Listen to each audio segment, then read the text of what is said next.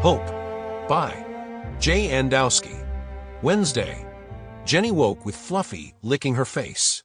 Half awake, Jenny picked up her phone to see the time and weather.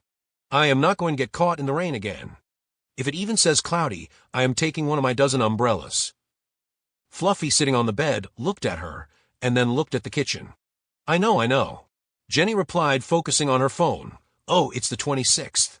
My birthday. Fluffy seemed unimpressed and yipped, looking at the kitchen again. Not even a happy birthday first, old girl. Fluffy yipped twice. Okay, Jenny got out of bed and watched Fluffy as she carefully got down from a bed, tried leading Jenny to the kitchen. I will take that as a happy birthday. Let me get dressed and I'll get your breakfast. Jenny walked into her company's dining room, holding a tray with her hot lunch from a serving line. Most of the tables were taken and filled. The large room was loud with people talking, eating utensils clanging on ceramic plates, bowls, and cups. She spotted the table her work team were at and approached it. Ms. McDowell sat at the table with Mr. Porter, Ms. White, Ms. Raintree, Ellen, Susan, and Jack. There was one empty chair at the table. Jenny went to sit at it. Sorry, that seat is taken, Ms. McDowell explained to her.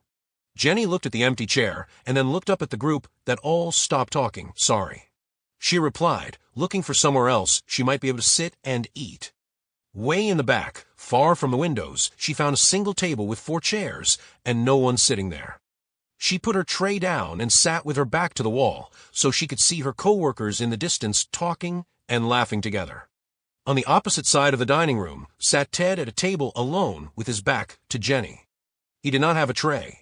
Instead, he took a brown paper bag out of his briefcase, which he then pulled out of it a ham and cheese sandwich sealed in a plastic sandwich bag. Silently, alone, he took the sandwich he had hastily thrown together that morning out of the sandwich bag. Taking one bite, he thought to himself, forgot the mustard again. Not wanting to get up, cross over the crowd of tables to get mustard at the serving station. To only come back and find his table taken by others, he decided to eat it as it was. Jenny, not noticing Ted, was focused on the table of her supervisors and her coworkers.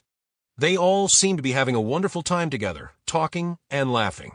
From across the dining room, from out of the kitchen, Pearl Jefferson walked out holding a birthday cake with candles. She and the table of coworkers began singing Happy Birthday. Jenny began to tear up. They remember my birthday? Pearl and the others continued singing Happy Birthday, Rebecca. Pearl placed the cake in front of Ms. Raintree, who closed her eyes, made a wish, opened her eyes, and blew out the 29 candles. The table and the rest of the dining room broke out clapping for Ms. Raintree. Happy birthday, Rebecca, and happy birthday, Ms. Raintree. Voices echoed through the large dining hall. Working overtime, Jenny shut down her computer after finally finishing her work for the day. She gathered her things and went to the elevators to head home. Seeing an open elevator with only a few people in it, she ran to it, calling out to them to, please, hold the elevator. The doors closed on her just as she was about to reach them.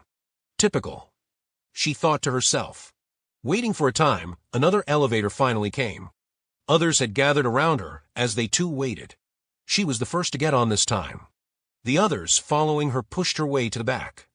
The doors began to close as Ted in the distance ran to them, calling out, please, hold the elevator. The doors shut on him just as he got to the doors. Typical, he muttered to himself, having to wait for the next elevator. That evening, Jenny sat alone in the dark at her small kitchen table for 2. On the table was a single cupcake with colored sprinkles and 1 candle. Jenny, out of tune, sang Happy Birthday to Me, Happy Birthday to Me. Without making a wish, she blew out the 1 candle. As smoke rose from the extinguished candle, Jenny quietly began crying. Fluffy, sitting on the floor, looked up at Jenny.